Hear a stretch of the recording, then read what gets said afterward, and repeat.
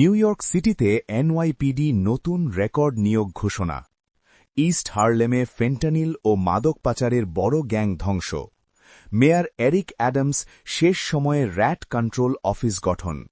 New ইয়র্কে চিকিৎসা সহায়তায় আত্মহত্যা আইন অনুমোদন। ব্রুকলিনে সুইট 16 পার্টির বাইরে গুলিকাণ্ডে 6 কিশোর আহত। এনওয়াইপিডি নতুন রেকর্ড নিয়োগ ঘোষণা। নিউ ইয়র্ক সিটি পুলিশ বিভাগ 2025 সালে একটি নতুন রেকর্ড গড়েছে। এ বছর এখনও পর্যন্ত 4000-এরও বেশি নতুন পুলিশ অফিসার নিয়োগ দেওয়া হয়েছে, যা সাম্প্রতিক সময়ের মধ্যে সর্বোচ্চ। সিটি প্রশাসনের মতে এই নিয়োগ রাস্তায় পুলিশের উপস্থিতি বাড়াবে এবং জননিরাপত্তা জোরদার করবে।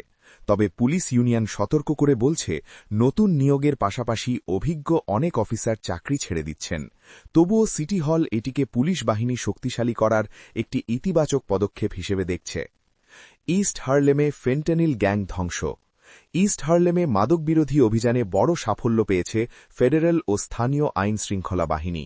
James Weldon Johnson public housing complex এলাকায় খোলা মাজারের মতো করে ফেন্টানিল, কোকেইন ও হেরোইন বিক্রি করা একটি সংঘবদ্ধ গ্যাং ভেঙে দেওয়া হয়েছে। 12 সদস্যের এই গ্যাংয়ের মধ্যে 8 জনকে গ্রেপ্তার করা হয়েছে। বাকি সন্দেহভাজনদের ধরতে অভিযান অব্যাহত রয়েছে। পুলিশ বলছে, এই অভিযানের ফলে এলাকায় মাদক সংক্রান্ত সহিংসতা কমবে। মেয়র এরিক অ্যাডামসের rat control office. New York সিটির বিদায়ী মেয়র এরিক অ্যাডামস একটি নতুন সরকারি বিভাগ গঠন করেছেন, যার নাম mayors office of rodent mitigation বা ইঁদুর নিয়ন্ত্রণ অফিস। শহরের দীর্ঘদিনের ইঁদুর সমস্যার সমাধানে এই উদ্যোগ নেওয়া হয়েছে বলে জানানো হয়েছে।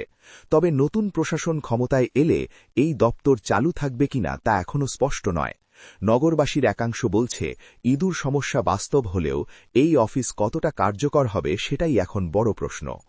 নিউ ইয়র্কে চিকিৎসা সহায়তায় আত্মহত্যা আইন। নিউ ইয়র্ক রাজ্যে একটি বিতর্কিত কিন্তু ঐতিহাসিক সিদ্ধান্ত নেওয়া হয়েছে। গভর্নর ক্যাথি হোচুল চিকিৎসা সহায়তায় আত্মহত্যা সংক্রান্ত আইন অনুমোদনের ঘোষণা দিয়েছেন।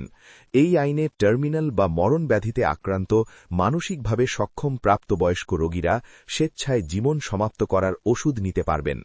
আইনটি 6 মাস পর কার্যকর হবে।